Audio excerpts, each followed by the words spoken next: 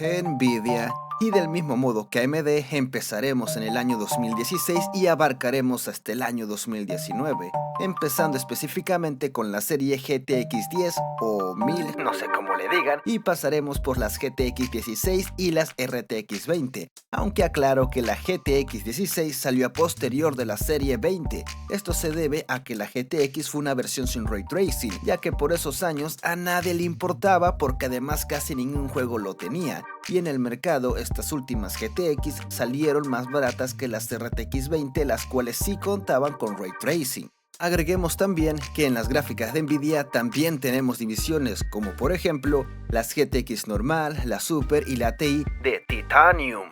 Divisiones que en verdad son un dolor de cabeza para acomodar, ya que batallé algo. Así que recuerden, la idea es que todo se supone que será a una resolución de 1080p y calidad media, o sea, con ajustes pueden subir escalones. Y también recuerden que todo sería a calidad nativa, ya que no incluyo ni rescalado ni frame generation, aunque aclaro, después reajustaré la tier list, ya que las próximas gráficas, las cuales son más potentes, se pasan por el forro más de la mitad de los juegos o secciones que están actualmente, así que tendré que ser más específico y expandir cierta área de la tier list. Y agrego que las GPU de Nvidia son bastante buenas, pero veamos qué tienen para ofrecer.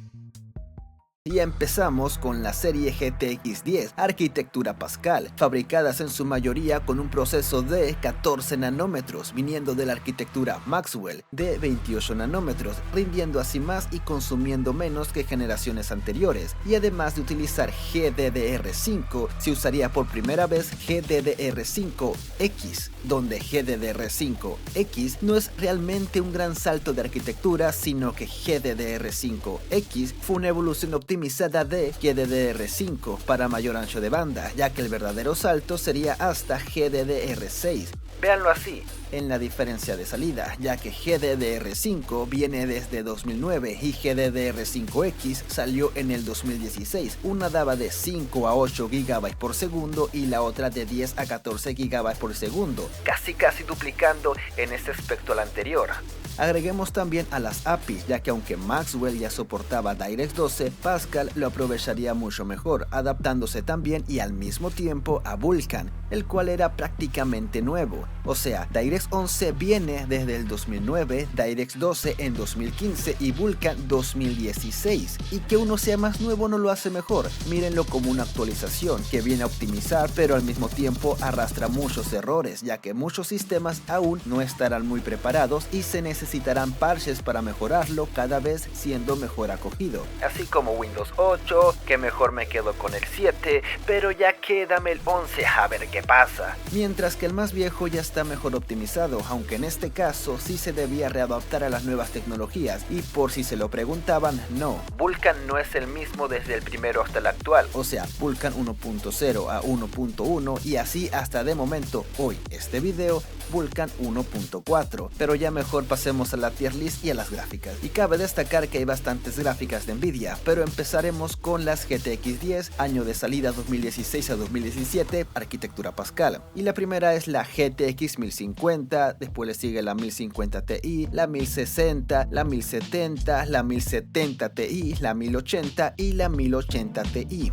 Estas son sus especificaciones y si se preguntan qué es esto, o sea los GP100 y algo, es el nombre clave del chip gráfico en la arquitectura Pascal, o sea GP de Graphics Pascal, y el número de menor a mayor la potencia, o sea entre más alto menos potente y por el contrario más potente. Agreguemos algo más, mientras que en AMD es digamos SP o Stream Processor, en Nvidia son los CUDA cores y estos no se pueden comparar uno a uno, o sea como iguales, o por lo menos aquí, ya que los CUDA son mejor, pero para que quede más claro, sería algo así como una RX 480 versus una GTX 1060, las cuales rinden similar, pero la comparación sería aproximadamente 1 a 1.8, donde el CUDA Cores es 1 y para igualarlo el Stream Processor es casi el doble, o sea 1.8, y por ello mismo la RX 480 tiene 2304 Stream Processor y la 1060 tiene solo 1280 CUDA cores, ambas dando así casi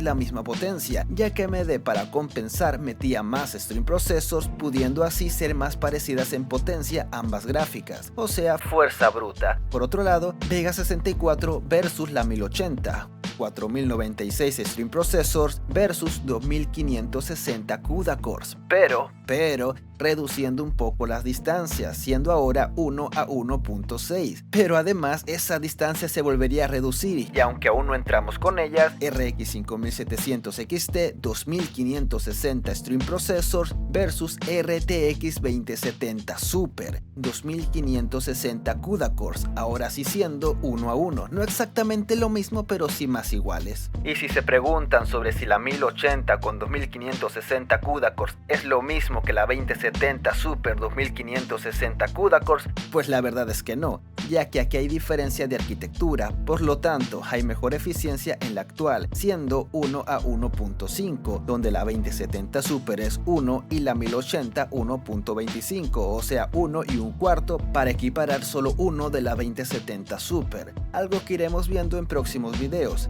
Pero ya mejor pasemos al top, que esto de explicar mucho puede aburrir a la gente. Y empezamos con la gama de entrada, la GTX 1050, apenas 2 GB de VRAM, y la ubicamos con el GTA V, y repito que esto es muy complicado de acomodar ya que debí reajustar la lista, pero no lo hice. Pero de todos modos esto es a lo que pueden jugar, y debo de decir que en el próximo video se comprenderá mucho del porqué del acomodo actual y del por qué batallé tanto por querer ser muy exacto, pero bueno. Después tenemos a la 1050 Ti, ya con 4 GB de VRAM, también tiene más CUDA cores y eso la sube hasta Fortnite. Y recuerden que Fortnite se puede jugar competitivamente bajando todo o pueden ponerlo todo a tope, ya eso queda prácticamente a su gusto. Aunque esto no lo mencioné con las AMD, no se puede activar Ray Tracing en gráficas sin el hardware dedicado, y el hardware dedicado entraría en AMD hasta donde sé, hasta la serie 6000, y pues con Nvidia con las RTX 20. Pero bueno, sí se puede usar Ray Tracing antes, pero vía software, pero no tendrá la potencia suficiente y ya es bajo su propio capricho el intentarlo. Pasemos ahora a la GTX 1060, ignorando la de 3 GB de VRAM, pasando a la de 6, la competencia directa de la RX 480 y la más vendida de la generación Pascal, acomodándose así en Warzone. Después tenemos a la 1070, calidad-precio de su época, la cual ya podía con 1440p, actualmente se ubica o la ubicaré con Forza 5, pero aclaro que de aquí en adelante casi cualquier gráfica de Nvidia puede con Forza 5, a 1080 calidad media, claro, a 60 FPS estables. Lo menciono con Forza 5 porque una que otra gráfica de las de entrada de Nvidia, aunque puedan con Forza 5 por su buena optimización, realmente no podrían como tal con Marvel Rival. Y aclaro y recuerdo que, como dije, la serie RX 400 está enfocada en la gama de entrada y media, por ello se verá muy superada. Pero sigamos, ya que están a punto de ver una paliza por parte de Nvidia en lo que respecta a más potencia, quizás no tanto en precios. Tenemos a la 1070 Ti subiendo hasta Red Dead Redemption 2,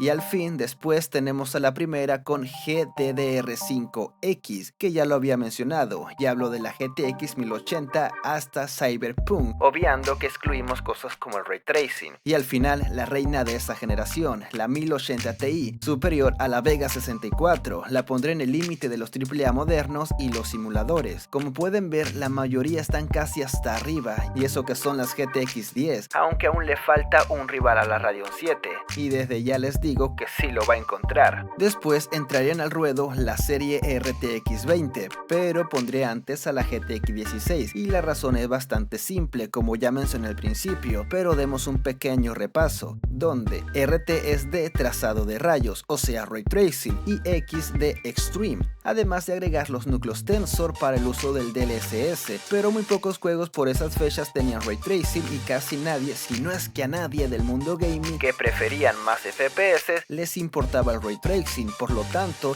la serie GTX 16, o sea las RTX pero sin RT, enfocándose así en la rasterización clásica, entrarían. Además serán menos costosas y potentes, ya que tampoco tienen soporte para el DLSS, o sea núcleos Tensor, prácticamente la versión recortada de las RTX 20, pero bueno, pasemos con ellas. Y las últimas GTX son las GTX 16, arquitectura Turing, fabricación de 12 nm nanómetros con su año de salida en el 2019, y estas son las GTX 1650, 1650 Super, 1660, 1660 Super y la 1660 Ti. Y comenzamos con la 1650, la cual apenas está por encima de la 1050 Ti, entre Warzone y Fortnite, prácticamente una versión apenas superior a la 1050 Ti. Después tenemos a la 1650 Super, la cual acomodamos en Warzone, casi la 1060 pero con mejor arquitectura, pero aún así gama de entrada. Ahora subamos un poco la apuesta con la GTX 1660, acomodándose entre Red Dead Redemption 2 y Forza 5, aunque ya saben lo que dije de Forza, pero sí, esta le compite a la RX 580 y casi a la 590. Y después tenemos a la 1660 Super, la favorita de su tiempo. La acomodamos ahora sí en Red Dead Redemption 2. Resaltemos que su rendimiento es muy similar a la 1660 Ti, y esto es gracias a su memoria GDDR6. Y no es que odie estas gráficas por ir más rápido que con AMD, o sea, sin dar tantos datos,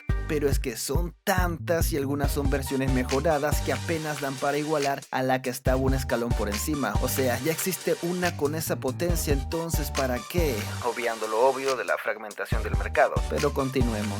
Después tenemos a la 1660 Ti, la cual es la más potente de la serie GTX 16, pero apenas es un poquito más potente que la Super, así que la dejaré por encimita de Red Dead Redemption 2 y es la más cercana a la 2060. Pero sinceramente para mí, después de investigar un poco, como dije, fueron las más decepcionantes, aunque eso sí, son más populares que las Vega y la Radeon, pero comparadas a las RTX 20 no se miran bien para haber salido a posteriori. O sea, esperaba que la potencia fuese más cercana, pero pues no hay. Así que, y ahora sí, pasemos a los monstruos, y ya verán por qué les digo monstruos. La serie RTX 20 de 2018 a 2019, arquitectura Turing, RT de Ray Tracing y X de Extreme, además de los Tensor Core. Aunque aclaro que esta serie estaría más enfrentada a la serie 5000 de AMD, y por ello mismo habrá tanta superioridad, pero quise tratar a la serie 5000 junto a la 6000 y la 7000, que eso debía ser con las RTX 20 también, ponerla con la 30 y 40, pero pues ya que. Cabe destacar que al principio las gráficas RTX fueron criticadas, ya que casi no había juegos con Ray Tracing, y de los que había tampoco es que fueran una cosa de otro mundo, además de que se veían feito. Pero pasemos al top, y estas son las gráficas: RTX 2060, 2060 Super, 2070, 2070 Super, 2080, 2080 Super y la 2080 Ti. Y acomodamos a la 2060, la menos potente de esta serie, justo entre medio de Red Dead Redemption 2 y Cyberpunk 2077. Prácticamente empezamos en los AAA modernos, pero como dije, estas competían más con la serie 5000 de AMD. Después tenemos a la 2060 Super, la cual subimos hasta Assetto Corsa. A la 2070 un poco por encimita aún con Assetto Corsa. Era potente pero no tan diferente a la 2060 Super. Pero la 2070 Super subía más en Arma 3. Aclaro aquí en este momento que Arma 3 depende más del CPU, y eso no significa que quites la GPU y que hará todo el CPU, solamente significa que a diferencia de otros juegos en la lista, este juego demandará más al CPU.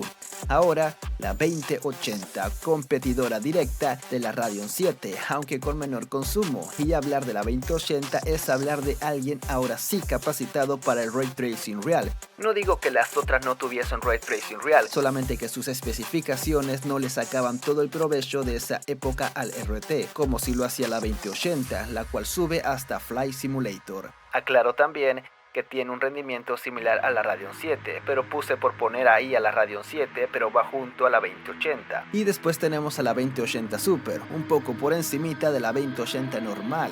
Y ahora sí, la última, y para nada la menos importante, la 2080 Ti. No tiene comparación, la mejor de la serie RTX 20. Y como está por encima de Flight Simulator, ahora comprenden por qué tengo que modificar la tier list, lo cual ya tenía pensado, pero era para las próximas gráficas. Pero como dije, me equivoqué, la serie RTX 20 se debió enfrentar a la serie 5000, la cual también tendría muchas gráficas por encima, pero bueno, eso ya se verá después. Antes meteré un video entre medio para que comprendan datos que tal vez no se comprendan aquí y enreden algunos respecto a por qué tal gráfica puede y por qué tal gráfica no puede con X juego. Pero no terminó aún, ya que aún faltan las Titan, GPUs creadas para entusiastas, creadores de contenido, prácticamente para gente más profesional. Pero nos brincaremos al 2016 con la Titan X arquitectura Pascal, chip GP102, memoria de 12 GB GDDR5X y 3584 CUDA cores. Después está la Titan XP del año 2017, arquitectura Pascal, pero mejorada, 3840 CUDA cores, memoria de 12 GB GDDR5X,